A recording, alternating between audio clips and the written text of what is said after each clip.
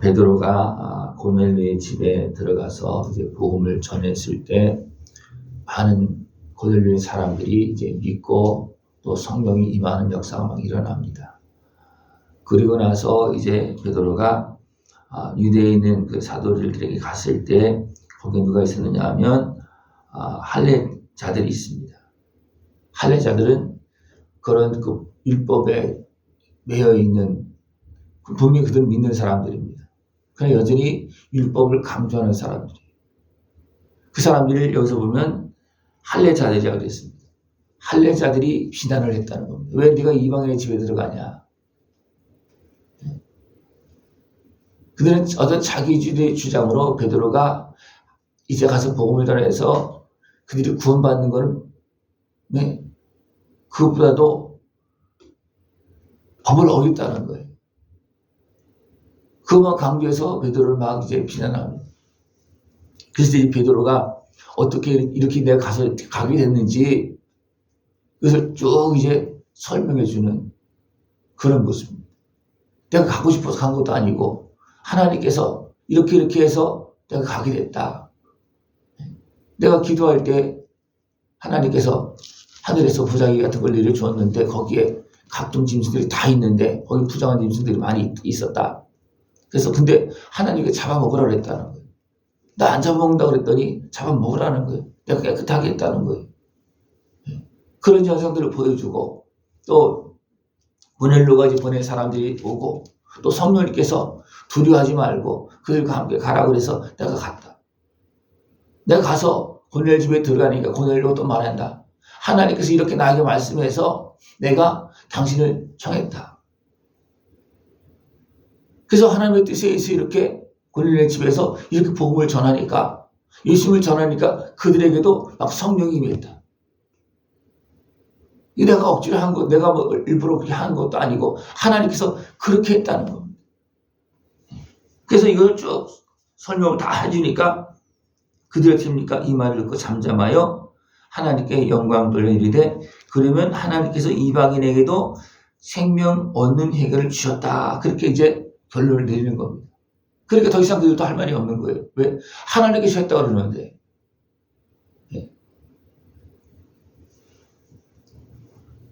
이런 가운데 이제 스데반의 일로 이제 많은 사람들이 흩어집니다. 흩어진 사람들이 어디로 가느냐 하면 이방인 지역으로 이렇게 갑니다. 근데 거기에 가서도 복음을 전하는데 누구에게만 전하느냐 하면 유대인에게만 말씀을 전했다는, 유대인에게만. 왜냐하면 그런 의식이 있는 거예요. 택함 받은 백성들은 이스라엘 백성뿐이다. 그래서 유대인에게만 복음을 전하는 거예요.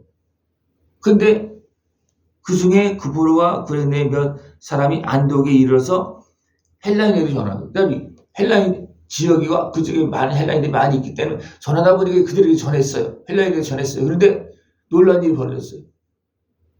도리어 그들이 하나님의 말씀을 더 잘 받아들여요.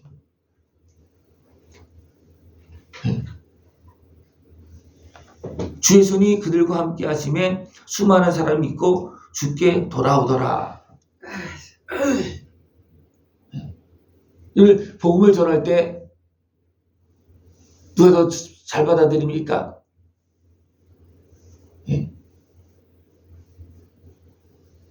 외면받는 사람들이 더 잘 받아들여요. 외면받는 사람들이. 왜냐하면 그들은 하나님의 은혜를 구하는 사람들이거든. 아예 죄악에 매인 사람들은 막 그 죄 때문에 막 거절하고 있는 거 그런 것이 있지만 그래도 그들 중에서 어떻습니까? 죄는 졌지만 은혜를 받기는 다 원합니다. 근데 사람들은 어떻게 합니까? 당신 같은 죄인은 안 된다고. 당신 같은 사람은 안 된다고 대부분 그렇게 판단하기 굉장히 쉽습니다. 그렇게 판단하는 사람도 많습니다. 그래서 하나님은 그 사람을 불쌍히 여기서 그 사람에게 복음을 전하라고 보냈어도 사람 생각에 의해서 전하지 않는 거예요. 그래서 많은 사람들이 흩어졌지만 누구에게만 복음을 전했더라고요? 유대인에게만 전했다는 겁니다.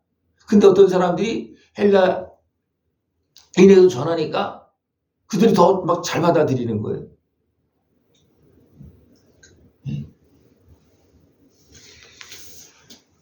예수님의 말씀을 예루살렘에 사는 사람들이 더 잘 받아들였습니까? 아니면 사마리아 사람이 더 잘 받아들였습니까? 사마리아 사람이 더 잘 받아들였어요. 왜 그렇습니까? 그들은 외면받고 있거든요. 분명히 그들은 이스라엘 백성이에요. 그 조금 문제가 있다고 사람들 같은 분이 다 그냥 외면하고 있는 거예요. 지나가지도 않습니다. 그러나 그들은 하나님의 은혜를 구하고 있어요. 하나님, 저들이 우리에게 이렇게 행하고 있는데 우리도 하나님의 백성입니다. 기다리고 있는. 그러니까 예수님은 그것을 아시고 가서 어떻게 합니까? 자기 스스로를 드러내면서 한 여인을 만나서 자기 스스로를 드러내면서 그 사마리아 지역의 많은 사람들을 이제 복음을 듣고 예수를 만나서 구원받을 수 있도록. 그래서 진정 지역적으로 그렇게 막 단체로 막 회복의 역사, 구원의 역사가 일어난 것은 사마리아가 먼저 일어납니다. 예수님께서 복음을 전할 때 이제 예루살렘에서 예수가 십자가를 지시고 부활해진 것에 대해서 이제 그것도 예루살렘에서 사도들이 성령이 임하고 복음을 전할 때 성령의 건세한 능력 전할 때 누가 있습니까? 그래도 거기 살고 있는 사람들보다도 이방인 땅에서 돌아와서 그래도 믿음을 지키고 하나님을 예배하는 사람들이 그들이 대부분 받아들였거든요.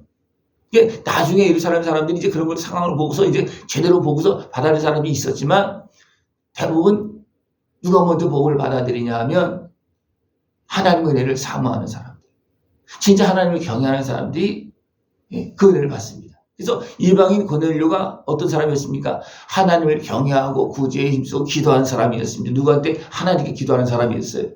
그러니까 하나님은 베드로를 보내서 그 예수님의 말씀을 듣고 그 구원의 말씀을 듣고 그 은혜를 누리게 하신 겁니다. 그래서 베드로는 이 상황을 쭉 설명해서 이제 그들이 받아들입니다. 또 사람들이 가서 헬라인에게 전하니까 그들 잘 받아들이는 거예요. 그래서 안디옥에서 이제 많은 사람들이 이제 믿는 사람들이 막 생기는 거예요. 그 이방인들이 믿는 사람이 생기는 겁니다. 그랬을 때 예루살렘 교회가 이 사람들의 소문을 듣고 바나바를 보냅니다. 상황을 알아보기 위해서. 소문을 들으니까 안디옥의 이방인들이 예수 믿는 사람이 많아지는 거예요. 그래서 바나바를 보냈습니다. 바나바는 착한 사람이요 성령과 믿음이 충만한 사람이라 이에 큰 무리가 주께 더하여지더라. 그러니까 바나바는 이런 상황들을 잘 받아들일 수 있는 사람이 하나님의 뜻을 따라서 선하게 착한 모습으로 받아들인다는 겁니다. 당신은 안 돼. 당신이 이방이잖아. 그렇게 하지 않았다는 겁니다. 그래서 바나바가 초창기에는 크게 쓰임받는 거예요. 왜? 그런 마음을 가졌기 때문이었습니다. 또 바나바는 누구와 함께 사역을 합니까? 사울을 불러와서 사울이 어디가 있었습니까? 다수에가 있었습니다. 뭐 핍박하고 막 그러니까 유대인들이 죽이려고 그러니까 피했습니다. 근데 바나바는 사울을 데려와서 같이 안디옥에서 1년간 같이 사역을 합니다. 그랬을 때 안디옥에서 그리스도인이라는 일컬음을 받게 되는, 그만큼 이제 그리스도의 그 모습들이, 그리스도인의 모습들이 갖춰져 있는 그런 모습을 이방인 땅에서 먼저 모습을 갖추었다는 겁니다. 그래서 안디옥에서 그리스도인이라 일컬음을 받게 되었더라. 그러니까 또 예루살렘에서 이제 선지자들 안디옥에 보냅니다. 거기서 이제 아가브라는 사람이 성령 충만해서 큰 중년이 될 것을 이야기합니다. 그리고 그것이 실제 이제 글라우디오 때에 이렇게 일어납니다. 그러니까 예루살렘 교회는 어떻습니까? 핍박도 있지만 핍박 가운데 또 막 흥경 흉내들 그러니까 살기가 힘들잖아요. 그죠? 그래서 안디옥 지역에서 도리어 이제 헌금을 모아서 보내는 겁니다. 누구를 통해서? 바나바와 사울을 통해서 이제 예루살렘 장로들에게, 이스라엘의 어려움을 겪고 있는 그들에게 보내는 그런 모습이 되어집니다. 그러니까 이방인 지역에서 믿는 자들이 많아지니까 도리어 핍박받고 어려움을 겪고 있는 예루살렘에 있는 교회들에게 도움을 주고 있는 그런 모습이라는 거예요. 이들이 이방인에게 복음을 전하지 않았다면 예루살렘 교회는 어떻게 됐을까요? 그들이 핍박받을 때 흩어져서 복음을 전하지 않았다면 복음을 그쳐줄 수가 있는 거예요. 그죠? 그 예루살렘에서 계속 있으면 어떻게 됩니까? 다 죽잖아요. 그죠? 결국 베드로까지 다 죽는 거예요. 순교되는 겁니다. 남아있었지만 막 성령의 역사가 일어날 을 때만 마음대로 막 못했지만 결국 어떻게 됩니까? 이 모양 저 모양 해서 결국 다 죽입니다. 이런 가운데 하나님의 명령을 따라서 흩어져서 하나님의 뜻을 따라 복음을 전하지 않았다면 어떻게 됩니까? 그 시대 그 사람들만 믿고 끝날 수도 있는 거예요. 그러나 하나님의 뜻을 따라서 순종해서 보내는 대로 가서 복음을 전하고 복음을 전하니까 어떻습니까? 복음이 세계 땅끝까지 계속 전파되어지는 겁니다. 지금도 하나님은 이 일을 이루고 있습니다. 지금 어디에서 막 복음의 역사가 막 일어납니까? 복음의 역사가, 기적의 능력의 역사가 어디서 많이 일어납니까? 땅끝에서. 지금 복음을 막 전하는 그곳에서 많이 일어납니다.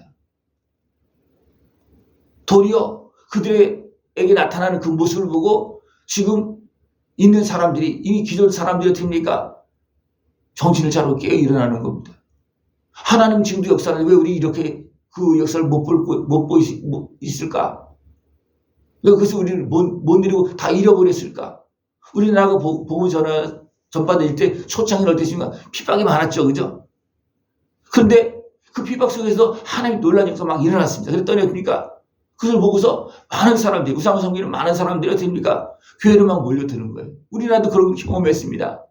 근데 어느 정도 성장되어지니까 이제는 슬금슬금 그것이 사람 중심으로 흘러가서 됩니까? 성령의 역사가 식어지는 거예요. 완전히 사라진 건 아니에요. 그 중에서 깨어 믿고 기도하는 사람들은 성령 역사가 여전히 일어납니다. 그런데 뭔가 되니까 사람 중심적으로 슬쩍적으로 세상적으로 흘러가다 보니까 성령의 역사가 자꾸만 사라지는 거예요. 우리 지금도 우리는 살아계신 하나님을 믿고 복음을 전하고 그 은혜 앞에 나가야 됩니다. 그러면 하나님의 역사는 지금도 일어나요. 이방인 땅에서도 더 일어나고 있어요. 지금 왜 그렇습니까? 그래서 하나님께서 원하시는 것이 되는 거죠. 하나님께서 원하시는 건 뭐예요? 모든 사람들이 구원받기를 원하시는 거예요. 누구까지도? 죄인까지도. 핍박자 사울도 주님을 만나서 줍니까? 변화되어서 복음 전하는 사람으로 바뀌어지잖아요.